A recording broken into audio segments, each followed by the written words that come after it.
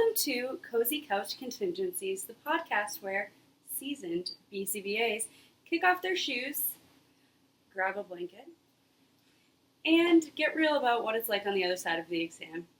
We've supervised, we've stumbled, we've rewritten that same behavior plan at least 12 times. And now we're here to help you skip the trial and error, or at least laugh through it. Whether you're a brand new BCBA trying to decode your first FBA, wondering if you're the only one drowning in supervision notes. Spoiler, you're not. The couch is for you. Every week, we break down real-world scenarios, share hard-earned lessons, and offer practical, compassionate advice, all from our cozy corner of the field. So bring your questions, your caseload chaos, and your caffeine of choice. And come get cozy with Cozy Couch Contingencies. This week, we'll be talking about what it's like to be a brand new BCBA. You're green, you're still figuring things out, and maybe, just maybe, you're caught somewhere in between feeling like you've got it all together and wondering if you actually know what you're doing. Yep, that new BCBA feeling is real. You've passed the exam, you've got your certification, and now it's like, what's next? You might feel like you finally crossed the finish line, but then you realize there's a whole new marathon to run. And the truth is, no one really talks about that weird in-between phase. You're technically qualified, but sometimes it feels like you're still learning how to walk in your BCBA shoes. It's an adjustment period, and that's okay. Totally. It's like being a newbie at a party where everyone else already knows each other, and you're still trying to figure out where snacks are being served. Snacks. But don't worry, being new doesn't mean you're not good enough. It just means you're still building your confidence and experience. Exactly. So today you're going to dive into what's really like to be in that green and in-between phase. The mix of excitement, doubt, and imposter syndrome is real. But we've got some tips, stories, and reassurance to help you navigate it. We'll talk about how to survive your first few months, how to start building relationships with your clients and the team that you're working on, and most importantly, how to manage the self-doubt. We've all been there, but we've got your back. We'll also share some of the most common mistakes the new BCBAs make and how to avoid them. Spoiler, it's okay to make mistakes. That's actually where a lot of the growth happens. We'll dive into the importance of mentorship. You don't have to figure it out all on your own. Having a support system can make all the difference. Heck yeah. So if you're feeling like you're still in the figuring it out phase, don't worry. You're exactly where you need to be. Let's talk about how to embrace that journey. So let's grab a blanket, settle in, and dive into the challenges and triumphs of being a new BCBA. After the break, we'll share some stories from the trenches, because sometimes the best way to learn is through all the messiness. So stay tuned. Let's get comfy. Cheers to Cozy Couch Contingencies. It slaps. It does.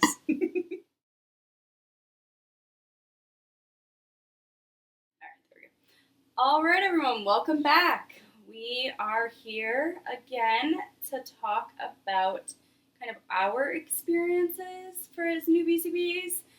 We both have very different experiences, so that's kind of why we wanted to do this together, to talk about how I have some experiences working with the same company for a very long time before I switched to my current job.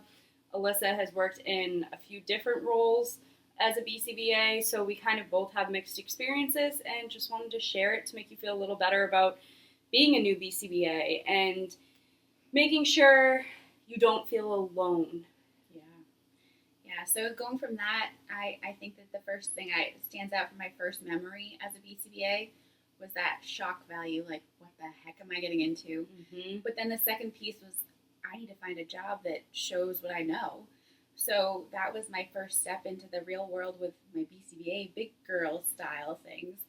And I decided to take a school job for a public school. And my first day, I remember wanting to dress the part. That was the whole thing. I'm like, I have a new professional role. I need to dress professionally. I need to act professionally. And I wore a really nice outfit, flats, the whole works, the whole fun things, makeup, everything was looking great. And I had to work with kids that day. Not that it was a bad thing. I love working with kids. And that's part of the reason why I am a BCBA, because that's what I love to do. but I was nowhere near prepared to chase a child in flats.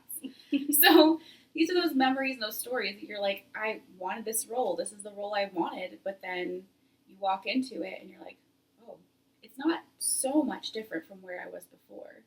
I could still wear my sneakers if I wanted to because I'm chasing kids still and I'm still playing and having a good time. I'm on the ground with them, having, games and, all the things. So that's where I started. At least that was my first memory. And I still remember that bright blue shirt I wore and those black nice pants. And when I went home, there were some stains on them from playing. Some dirt and some fun. So that was my experience. But I've gone through a wide variety of positions. I've tried a little bit of everything. I've been in schools. I've been in centers. I've been in the home. I've done remote and still doing remote and love it. So these are the things that we're noticing, like we pick up as we go along. And that's something you'll learn too. You're not always going to take and find that job immediately out of the gate. You're going to have to experience things and see what fits you. What are you thinking on your end? What's your first memory? So some things you went through for this good time. It's so interesting because as you're sitting there talking, I don't know if there's one specific thing that jumps out at me because I had worked in the public schools for so many years, at least 4, I think, before I became a BCBA in a different role. So I was able to kind of learn the ropes. And also when I passed my BCBA exam, I passed it in November of 2022. So I was still my old position and being able to do BCBA jobs and have that role, but not fully be a BCBA yet. So you were able to kind of dip your toes in a little bit before submerging all the way in. Correct. I didn't fully take on the BCBA role until August of 2023. So I had quite a long time to kind of learn what was expected of me, learn how to do certain assessments. I was able to kind of build my confidence and my strengths before jumping fully into being a BCBA on my own. Which is amazing. That mentorship, that guidance really does make a big difference in a BCBA life. And you don't need to lose that when you become a BCBA. Absolutely not. That stays with you. I remember reaching out to a professor one time and I was like, hey, I have a question. Can you help me? Still very, very much available. Still very present to assist. And it's one of those situations where you're like, I'm really grateful. I have a chain of community. I have friends that are BCBAs. I have colleagues. I have all these different people I can reach out to if I have a question or concern.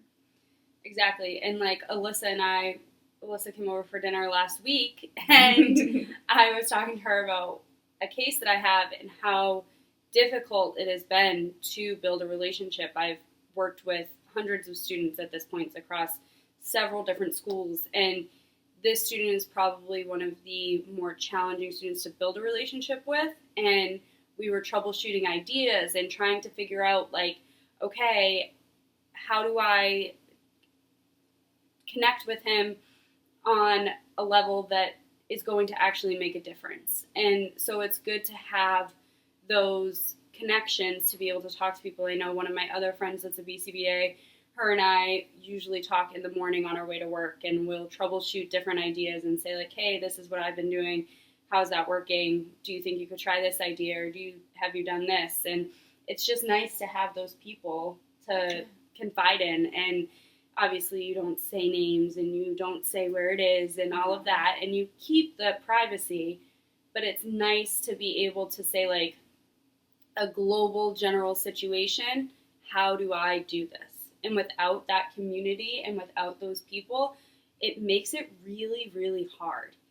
And it makes it so you feel like you're on an island. You feel like you're alone. I've been there. I worked for a company that was phenomenal, but there were times that I did feel like I was on an island. I felt like I didn't have someone to talk to. Now, being one of the only BCBAs in a district, sometimes I do feel like I'm on an island. Thankfully, I work with really great people that don't make me feel like I'm this singular person, but it does get lonely at times. And that's where you kind of have to learn to reach out and use your resources too. There's stuff online. So Facebook has plenty of BCA groups. Yes. I remember joining those, and I was like, oh, here's another one that I was like, this could be helpful. These sorts of things, there's questions you can throw out there in generic terms and say, hey, this is what I need help with. Can you help me? Also, great resources there just for CEU opportunities. So I completely hear you on that one for sure.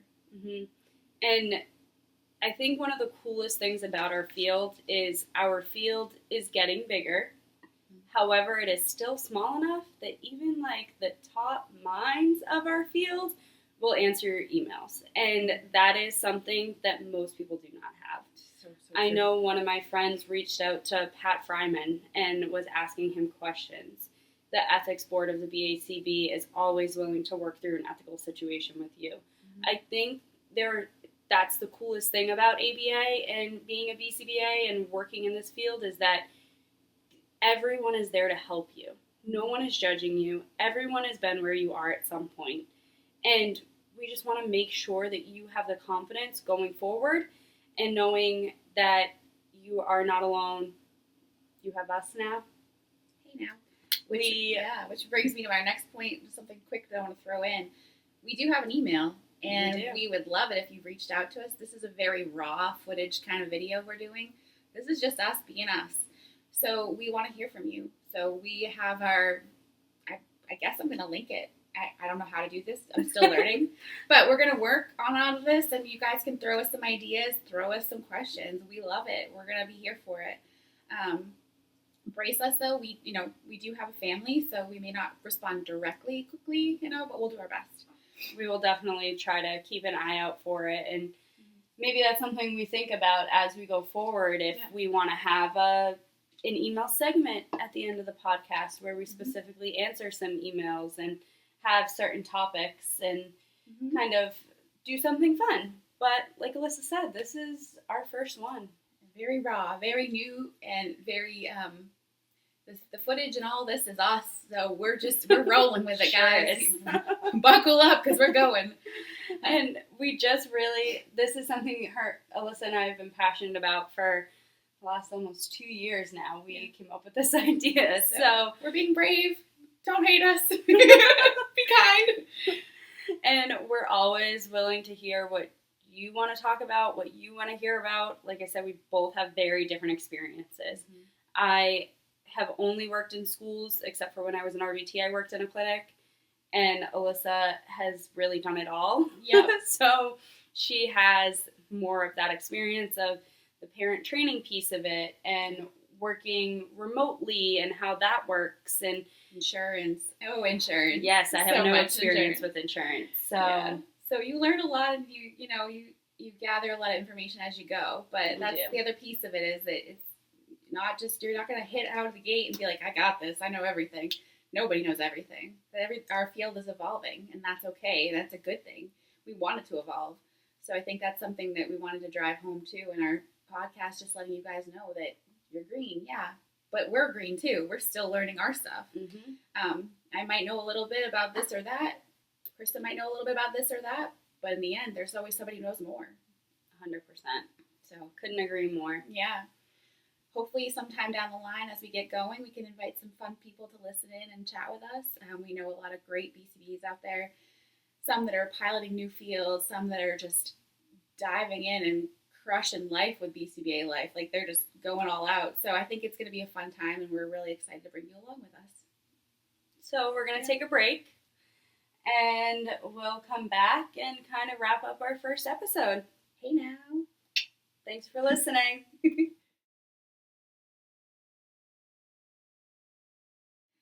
All right, guys, we're back. We're getting cozy again. So let's talk about what's next. You have your new role you want to take and jump into, or do you want to start a new company or go into a new company? Do you want an internship? Do you feel like going for that doctorate? There's so many different things you can do, and I feel like you could even join a podcast or start one like we're doing.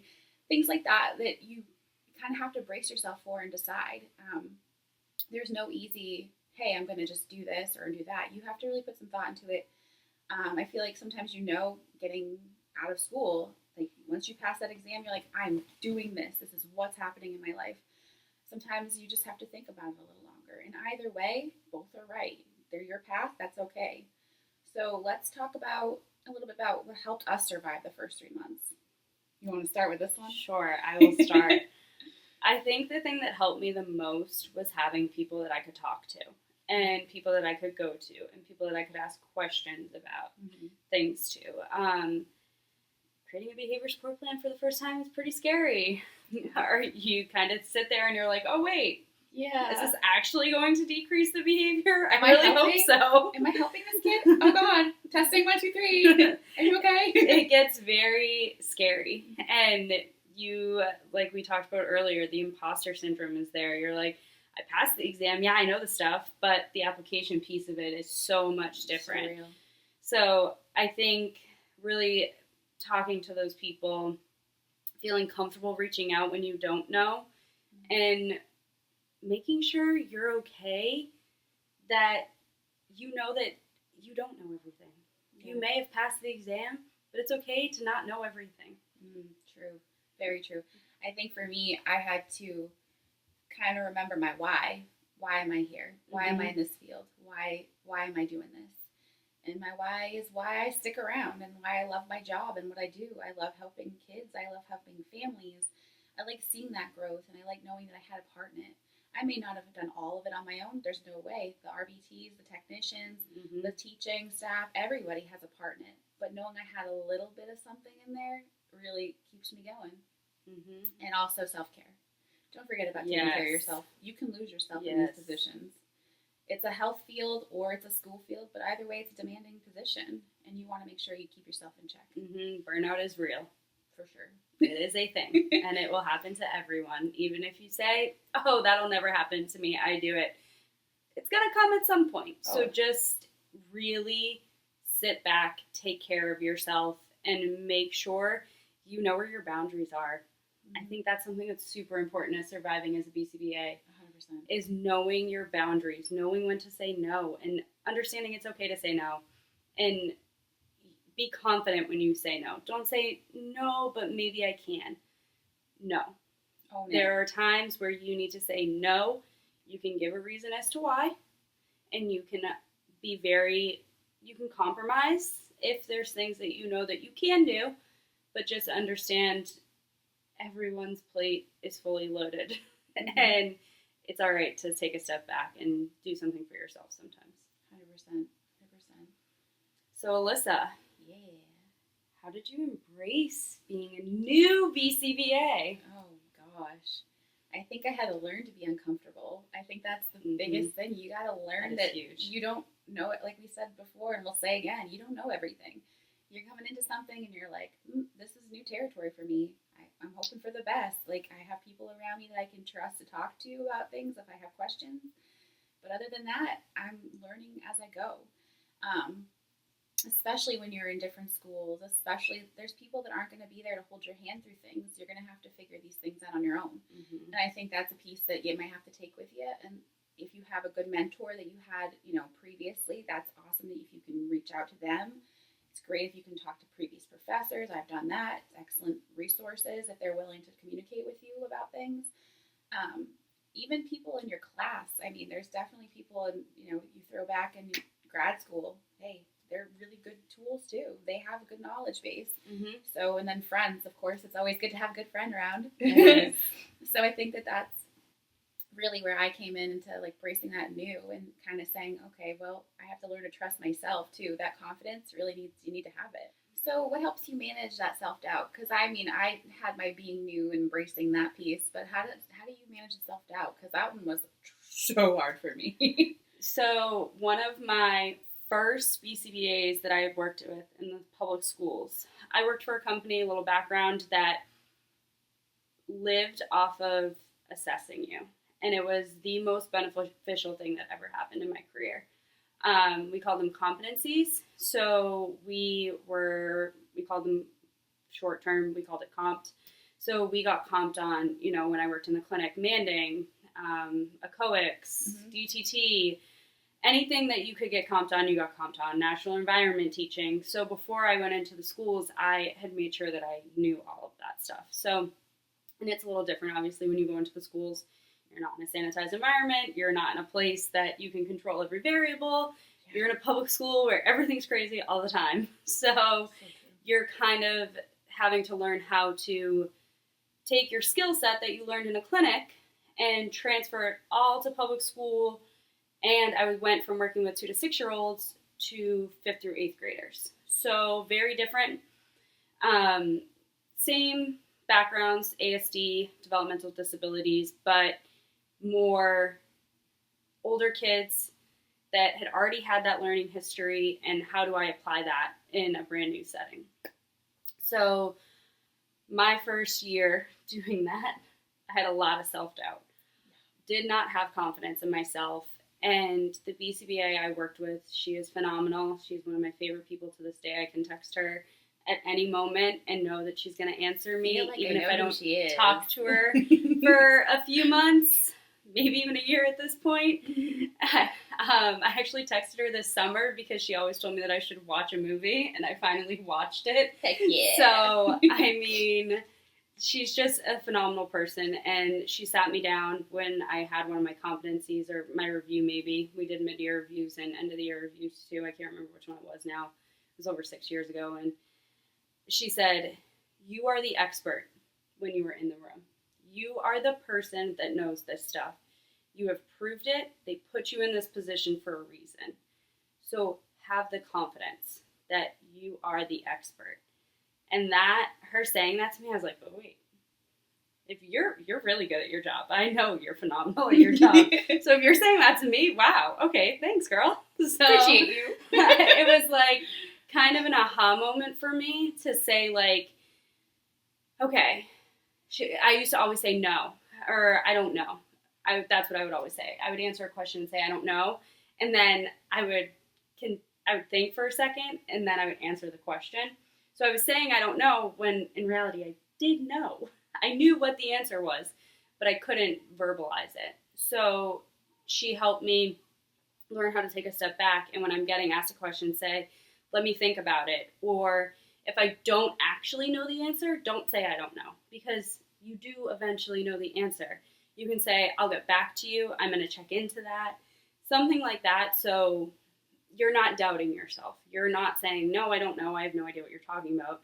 When you just studied Cooper for 2,000 hours plus. And you're like, no, wait, I do know what I'm talking about. So just, I think, long story short, just knowing you are the expert in the room and having that confidence in yourself that even though you may not think you know the answer in that moment, there's always a way to get the answer and come back and help them to the best of your ability.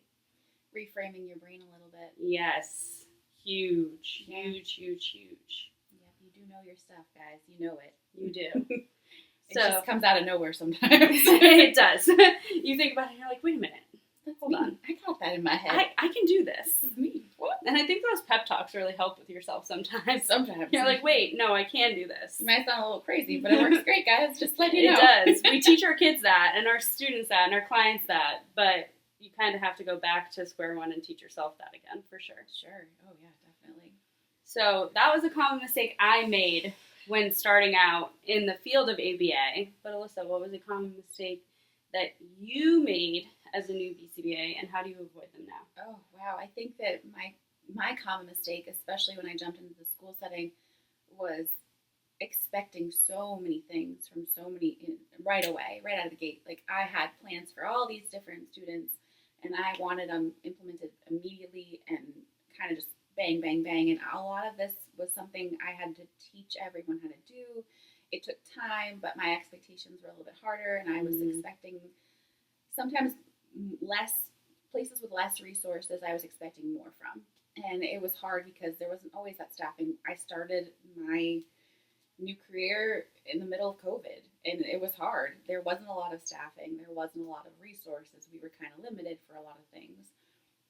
And I expected a lot of things, and I had to really understand, like, put myself in the people's shoes and be like, they don't have those resources. They don't have this kind of environment. This is a whole different, world we have to kind of work with. And just the medical COVID piece of it all really kind of impacted everything too. So I think that was my first kind of check, reality check for me. I'm like, okay, well, again, we don't have a sanitized environment in a school system. That's something we didn't, have access to. So we kind of had to work on the fly. And I think a lot of that really, it was a great experience for me to learn that sometimes, the cleanest, neatest things and packages, don't always work. And that's okay. Be flexible. That's a great answer. I think that's something a lot of people walk into a new place, a new environment, and just kind of not expect by any means, right? But just think that people are going to just do what you tell them to do. And that's not the case ever. Never. You got to get that buy-in. At least, in my head, that's what I had to do. So speaking of that, what helped you build relationships with your clients and your teams? Oh, I think not going in with those expectations for sure. Easing into it. Yeah, definitely. I think I keep going back to what I previously did before I worked in I still work across different schools, but I work for the same district. And previously I was working, when I was a BCBA, in the schools for the other company I worked for. I was in 4 or 5 different schools one school year. So that's a lot. Every single school district had a different set of expectations and different rules. As I'm working in the same state, except I worked in a different state at one point too with the group of them, which they definitely have different expectations. It's kind of crazy going back and forth between states, but I think it's so hard because you want to you go in with this plan, like Alyssa said, and you're like, oh yes, we're going to hit the ground running. We're going to do all this. But just like we talk about pairing and instructional control with our students and our clients, you have to get that pairing and instructional control done with your staff members. And if you don't have that foundation, good luck. Yeah. You can't, just because you're a BCBA doesn't mean that you can go in there and say, okay, we're going to do this, this, this, and this. They're going to walk in and be like, dude, I've been doing this for 20 years. I don't know you. Try again. I don't care. And it's not going to work out in your favor. So I think really what has helped me build relationships with my clients, my students, and my teams is truly just going in there and listening. And listening to what their concerns are. I work with paraprofessionals that know these kids inside and out. And they are the most wonderful people, and they are a wealth of information on our students. And connecting with them, along with the case manager and, the special ed coordinator, and making sure whatever your plans are actually align with what administration wants. So you kind of have to build all of those relationships. And I would say the first 6 to 8 weeks of my job whenever I go into a new school is truly just building those relationships with students, with paraprofessionals, with my administration, my case managers, parents, teachers, everyone, and making sure they know who I am and they trust me before I'm going into all these crazy interventions that they're just looking at me sideways like, you really think this is going to work? Yeah. Adding on to that point, I think it's good to know that this isn't just for schools. I know we talk a lot about schools because that's what we've known a lot of that, but also just remotely speaking too, and even center speaking, we connect with parents. That's something you really need to do. They're your people. They're going to want that change, and they're going to want to see it just like the teachers and staff are. It's the same with parents. They're going home, and their child goes home with them. So it's not like, a day-to-day thing, like, 3 hours here. They need that progress at home, too. So you really want to listen to them. I think it's really important to take that back, too. I agree. And I think what I love most about our ethical code at the end of the day is it really does talk a lot about those stakeholders and how important they are, and making sure you have a relationship with all of them. You want the whole picture. You want to make sure that you're getting, you may not be working in every environment that they're in, but you want to make sure you get the picture of every environment that they're in to see if there's that intermittent reinforcement. Or that, okay, this is how everyone's talking to them. This is how everyone's responding to them. Now I kind of see why the behaviors keep happening. So just really trying to make sure that you understand the whole picture is so important. Yeah, it really does connect it all through. You want to see the whole picture for sure. It does. Yeah. So I think we kind of answered all of our questions. Yeah, we We circled and covered everything we promised. We did. What? I know. So crazy. Yeah. We like to go on tangents sometimes, especially me. So Sorry, whoopsie. we like to get off track. So we wanted to make sure we kind of came back to what we're really here for. And really, truly to help and to just kind of bring this community together a little bit more. Thanks for riding on our cozy couch contingencies with us, guys. Yes. We're really excited to start this, and we'll see where we go. Yes. So we're going to take one final break, and we'll come back for some final thoughts and kind of fill you in on what we're thinking for next episode. Check you later. All right, guys, we just want to thank you for joining us in our first episode of That Green in Between. As we are green, we're still learning, so please feel free to contact us through our website. We have a Gmail account we're going to post so you can check it out. Feel free to send questions, things you want to talk about, anything like that. But again, thank you so much if you've made it this far. Yes, so please join us next week. Our episodes will be dropping on Sundays, and our next episode will be called Wrapped in Cozy Stims and Quiet Joys. Oof, sounds So like a classy please, one. thank you, like Alyssa said, and Cheers to Cozy Couch Contingencies.